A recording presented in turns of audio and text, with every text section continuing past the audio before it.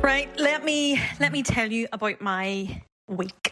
This week, it's been busy, but it's been busy with all great things, actually. As I am recording the podcast, I am recording it right now from the Culloden Hotel and Spa. It's an absolutely gorgeous 5-star hotel and spa on the outskirts of Belfast. But over the course of the last week, I have been to Sports Day. I have stood absolutely freezing in June at the side of the field with my coffee flask, watching my son think he is playing in the World Cup and his life depended on winning the Sports Day in the football. I've taken myself off to the spa. That's where I am right now. Not for an hour, not for two, but literally I'm here for the full day. I didn't have to squeeze an hour in at all. I've got the fancy robe on, you name it. I am rocking it today. And tomorrow, when you're likely tuning into the podcast, I will be spending 4 hours at my son's Gaelic football tournament. 4 hours on a Friday. Throw in, we had some family matters this week that I needed to travel home to Derry for, and we had some family members sick this week, and it meant that I had to kind of down tools and head home for a period of time. So we have all of that in 1 week while I was quote unquote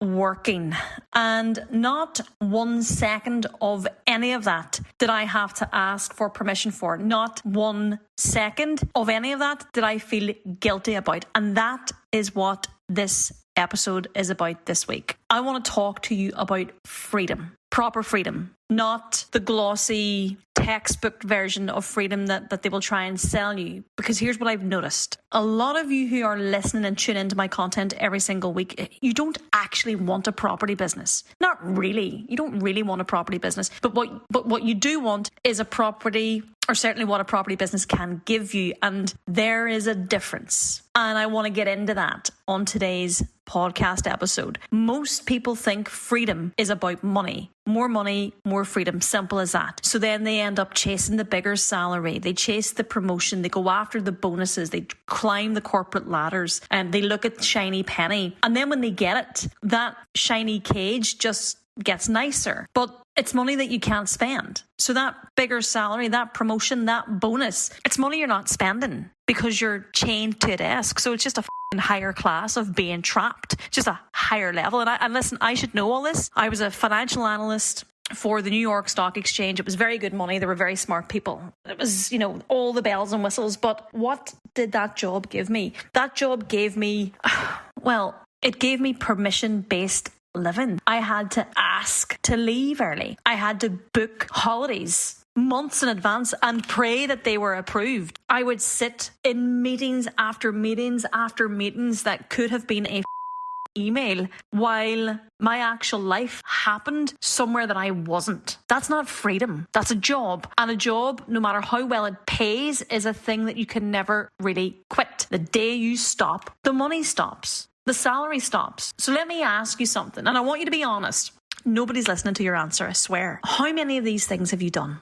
Have you missed a sports day for a deadline that maybe nobody now remembers? Have you had to watch school plays that you've been sent on video from WhatsApp by your partner or your parents because you couldn't get out of work? Have you ever sat in a meeting staring at the clock knowing that school pickups at 3 or 3:30 and you're going to be cutting it fine again? So you reach out to a grandparent, see if they can do it. Or you pay someone to be there for the bits that you wanted to be there for. You've said to your kids, I'll definitely be there the next time. Promise you I'll be there next time. And you've said that so many times that actually they stop expecting you, and that's not nice. That's not nice. But there's worse than that. And then there's the ones that keep you up. You've done the maths. You've worked out that you are genuinely trading the best years of your life, the years that your kids actually want you around, for a fucking wage, to make somebody else wealthier, to put some money in somebody else's pocket. But you've told yourself it's fine. It's the responsible thing to do. It's what good parents do. I'm going to say something to you now, and I really want you to hear this. It's not the money that's the trap.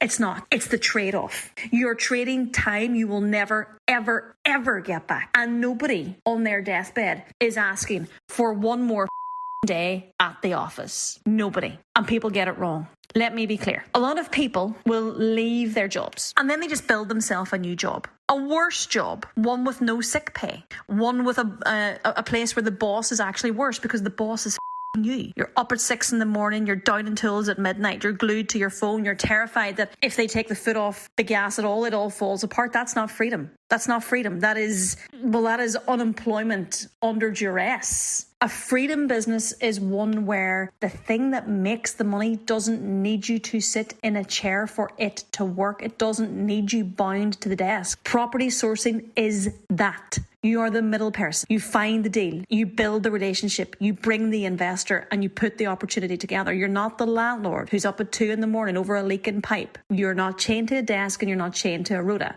And once you know how to do it properly, it travels with you. It fits around your life instead of swallowing up your life. At the moment, everybody's been flogged this side hustle. Most side hustles are just a second job, but property sourcing done right hands you back your time. If you go back to my week, because I'm not telling you this from theory, I'm telling you this from my pure lived experience just this week. From sports days to Gaelic football matches to full spa days. Sports day, I was there from start to finish until we were eventually rained off because the heavens opened up and it was a washout after a couple of hours. But I wasn't half there. I wasn't watching the clock. I wasn't checking my phone. I was there the entire time. Then today, obviously, spa day. Freedom isn't just being there for everybody else. It's being allowed to do things for yourself as well. To rest, to relax, to recharge without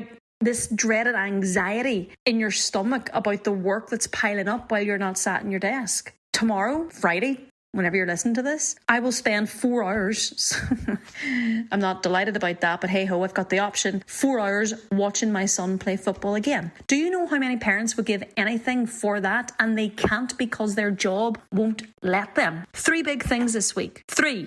Guilt-free. And the money kept moving the whole time. And that, listen, to be very clear, that's not me bragging. That's me and you showing that it's possible. Because somebody needs to. When everyone around you is telling you to, be sensible and stay put. You've heard me say before, Mondays feel like Saturdays. People think that means I don't work. I work plenty. Trust me, I work plenty. Ask my team. But I love what I do. What I mean when I say that Mondays feel like Saturdays to me, I mean that Sunday night fear, that dread is gone. That Sunday night clench in the pit of your stomach, gone. Because my Mondays now and my Saturdays, well, they look and they feel that it's the same. I decide what's in them. I decide what we do. That, for me, is the real prize. It's not the fancy watch. It's the freedom to live on a Tuesday or a Thursday like it's a Saturday and not have to explain yourself to a single soul. If you have felt your chest gone a little bit tight listening to this, good. That's not a bad feeling. That's you knowing that you want more. Listen to it. Don't push it away. I'm not going to pretend that you can, click your fingers and next week you'll be at the spa on a Wednesday just because. I've built this over years. I started this on maternity leave with a baby, a newborn. Total imposter syndrome, a head full of doubt. It took graft, but there is difference here. The graft I did then bought me the life that I have now. The graft that you're doing in your job right now is buying somebody else their freedom. I want you to sit with that for a moment. The graft that you put in Monday through to Friday now in the office in your job is buying somebody else their freedom. Same effort, completely different outcome. The only question is, who are you building this for? Before you go, one quick thing. I am running our in-person mastermind event day in Belfast on the 4th of July. This is a room full of people who are done trading their life for a wage and are actually doing something about it. Now, this particular event is usually reserved for our private mentee guests only, but I am opening up a small handful of guest tickets. Now, it is a small handful for people who aren't in the program yet, but want to be in the room on the day and see what's possible when you actually get this right. So this is not a webinar. This isn't you watching from your kitchen. This is in the room with me, with people who are building exactly the kind of freedom that we have talked about today. There are only a few of these tickets, and once they're gone, they're gone. I'm not releasing any more. We work strict on tight numbers. So if something in this episode resonated with you today, if you recognized yourself in any of those moments. This is your nudge, okay? Come and find me over on Instagram. I am Danielle Bell Property, and DM me the word Belfast and I can send you the information across. So find me on Instagram. I am Danielle Bell Property. DM me the word Belfast and I'll send you the information. So come be with us in the room where Mondays feel like Saturdays. That is it for this week, folks. I hope that this has been somewhat useful. I hope it has resonated. Go enjoy your weekend and I'll see you on the next episode.